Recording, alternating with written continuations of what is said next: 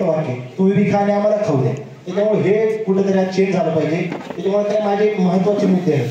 Ward क्रमांक 4 मध्ये जे 150 वर्षापासून वास्तव्यास असणारे पारधी समाज आहे त्यांच्या मूलभूत गरजा, मूलभूत म्हणजे रोड असेल, पाणी असेल, लाईट, नाले या प्रकारच्या ज्या समस्या आहेत त्या अनेक वेळेस उद्भवतात आणि ज्यावेळेसपासून मी आपल्या संपर्कात मी आपल्याला कळवतच चाललोय.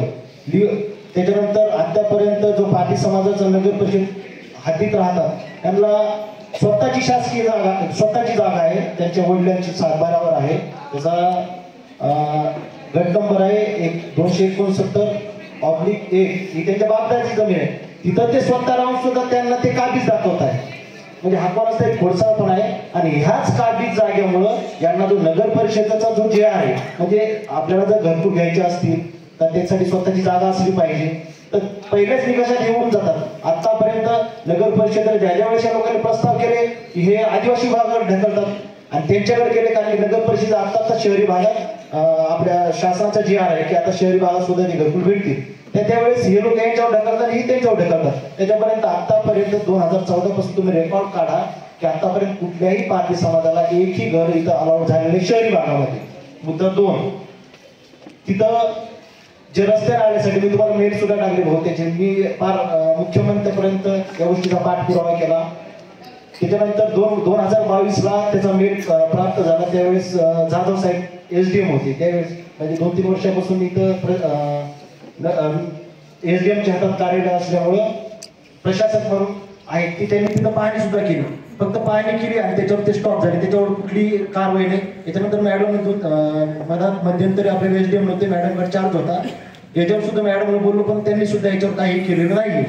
तिसरा मुद्दा, तिथंचं समाज मंदिर आहे आणि नगर परिषदेच्या अंतर्गत तिथं सार्वजनिक शौचालय आहे. तिथं जी अवस्था बघतात तर तिथं माणसाला जाऊ सुद्धा वाटत नाही, म्हणजे ते अक्षरशः बंद आहे.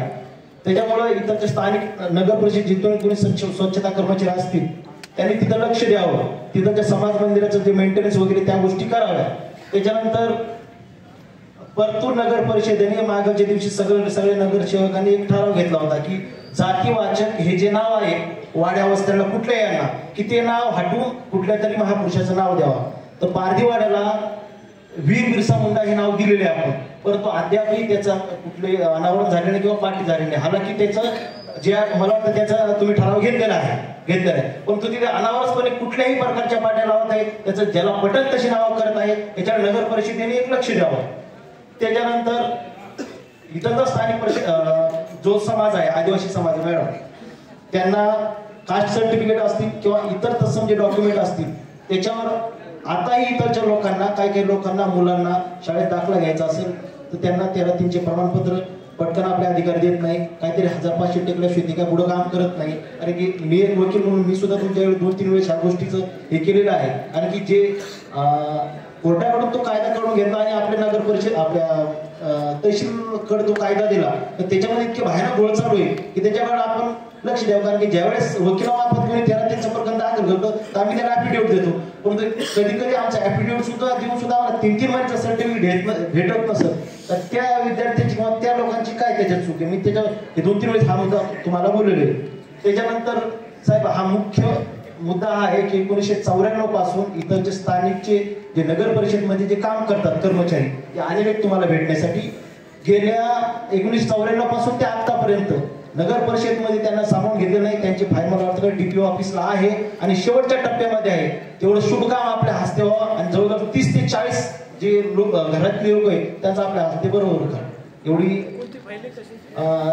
जे कर्मचारी आहेत इथरचे बरं हा त्यांना परमनंटसाठी शेवटच्या टप्प्यावर फाईल आहे. हा विषय तुम्हाला आपण एकवर बोललो होतो.